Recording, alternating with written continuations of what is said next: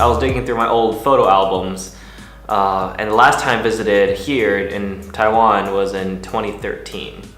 And I happened to find some photos I had in Google Photos from 2013 of like attempts at street photography. Like I could tell what I was going for. It was, oh, that's cute. Like I kind of knew what was street photography before I recognized that was an actual like thing. So it's kind of interesting coming back to this trip now and seeing what I've learned. Anyway, I'm terrible at it.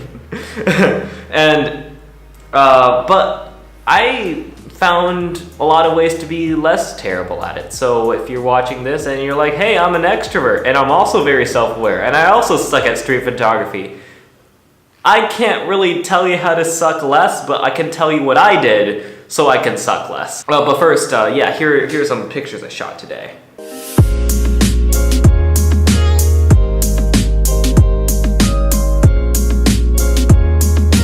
The thing I kind of figured out about street photography is a little more than just like getting out your camera and pointing in a street. I know that it's a very literal take on street photography. I guess a super literal take on street photography is just taking a picture of pavement. But the whole point of street photography is that you're trying to capture the character of wherever you're at. So like if you're in New York, you're probably gonna take pictures of like people at the Statue of Liberty, maybe. You can clearly tell I've never really been to New York before, but like, yeah, like so over here in Taiwan, we have a lot of motorcyclists and we have this like street market that you have to like weave your way through and just not get hit by anybody. There are literally people that are motorcycling past you while you're trying to walk and like shop for, I don't know, some cheap food. So I consider this one to be an okay one. There was one that I really liked and it turns out it's out of focus, so that kind of sucks. But no, like I have this like, there's this one kid, he was like there was like these like harsh lights coming in and then and like part of his face was lit up, but then you have this other guy in the background, he's in the shadows, so they got this really cool contrast between like the light part and then the dark part, but it's a little bit out of focus. Might post it anyway. It's still gram-worthy, I think it's still gram-worthy. This shot is definitely more artsy than anything, and I don't dislike it. I kind of do because it's out of focus, but even if it was in focus, the story is kind of there.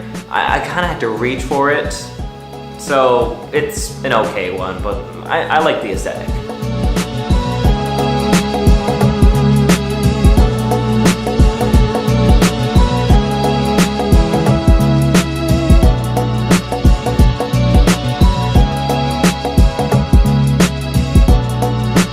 I got a train.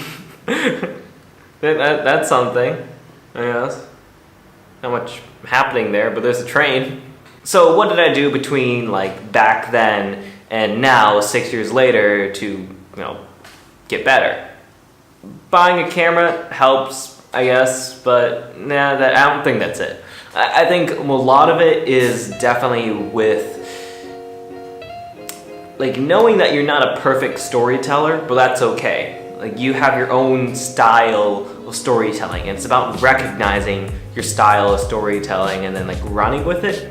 I like a lot of bokeh because I like some separation with my subject, even though I know that bokeh isn't like a super hot thing with street photography. I just like that anyway, and maybe that's why I still suck, because I still want all that bokeh. That like I'm so used to like, you know, portraits where like I have the person in front of me and they're like posing and stuff, so I can get that bokeh, and I want that same sort of look with street photography, but I know that it's just not quite what street photography was meant for. Compromising in areas of quality will definitely like lower your anxiety level, so you're not like, oh, this has to be perfect bokeh all the time, it has to be shot wide open all the time.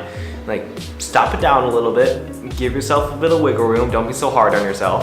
I have a tendency to just like look at the person I'm trying to photograph, and then they catch that I'm looking at them, and then I'm like, oh, I better put down the camera now, because otherwise he's gonna know I'm gonna take a photo or whatever. Keep the camera up. Just pretend you're like taking a video or something. That's what I did earlier today. I just pretended I was taking a video, and then like I was looking at the guy, and then he was looking at me, and he knew I had a camera in my hand, so I was like, oh no, I'm really over here, and then I put it back down and I snapped the photo.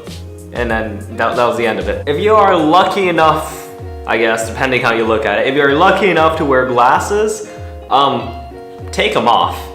This might sound weird, but take off your glasses so that you're just much less likely to make eye contact.